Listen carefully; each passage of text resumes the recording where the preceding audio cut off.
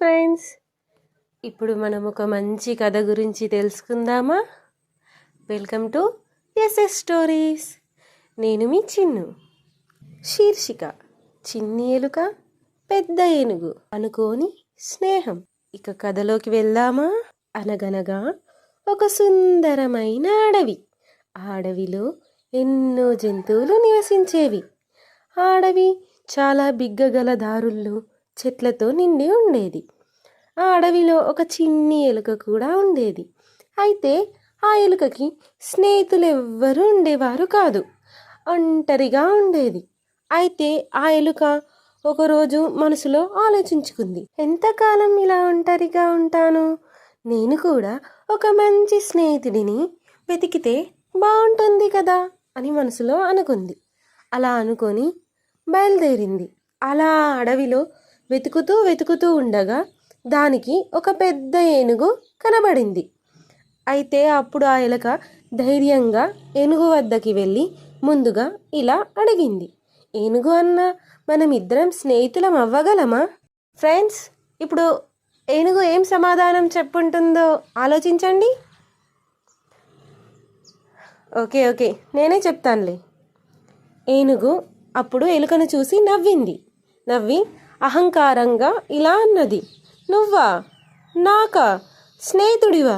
నన్ను చూడు, ఎంత పొడవుగా బలంగా ఉన్నాను. నువ్వు చూడు, ఎంత చిన్నగా ఉన్నావు. చిన్ని ఎలుక, మనం స్నేహితులమా? అది ఎప్పటికీ కుదరదు అని బదులిచ్చింది. ఆ మాటలు విని ఎలుక చాలా బాధపడింది. దుఃఖంతో వెనక్కి వెళ్ళిపోయింది.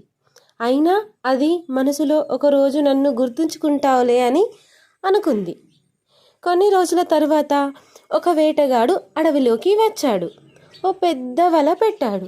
అదే దారిలో ఆ ఏనుగు నడుచుకుంటూ వస్తూ వలలో చిక్కుకుంది. ఎంత ప్రయత్నించినా బయటపడలేకపోయింది. అప్పుడు ఆ ఏనుగు అర్థవంతంగా అరవసాగింది, దయచేసి నన్ను కాపాడండి అని చెప్పేసి అరిచింది. అప్పటికి అటుగా వచ్చిన ఎలుక ఆ అరుపులు విని పరిగెత్తి వచ్చింది. ఏనుగును చూసి ఆశ్చర్యపోయింది, కానీ ఆలోచించలేదు. వెంటనే తన పదునైన పళ్ళతో వలని క్రమంగా కొరికి తెరిచింది. చివరికి ఏనుగు బయటపడి ఊపిరి పీల్చింది.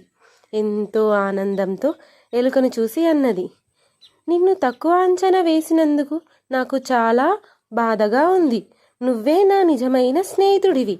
మనం మంచి మిత్రులం కదా అని ఏనుగు ఎలుకతో సమాధానమిచ్చింది. అప్పటి నుంచి వారు నిజమైన స్నేహితులుగా మారారు. ఫ్రెండ్స్, ఈ కథ నుండి మీకేమర్థమైంది? మీ తరగతిలో కూడా ఎవరైనా ఉన్నత స్థాయిలో ఉండి వారు మంచిగా చదివి మీకు తక్కువ మార్కులు వచ్చినట్లయితే మీరు బాధపడకండి. మీకంటూ మీదైన శైలిలో ఏదో ఒక ప్రత్యేకత ఉంటుంది. అది ప్రతి ఒక్కరికి సమయం రావాలి. సమయం వచ్చినప్పుడు వాటంతట అవే బయటికి వస్తాయి.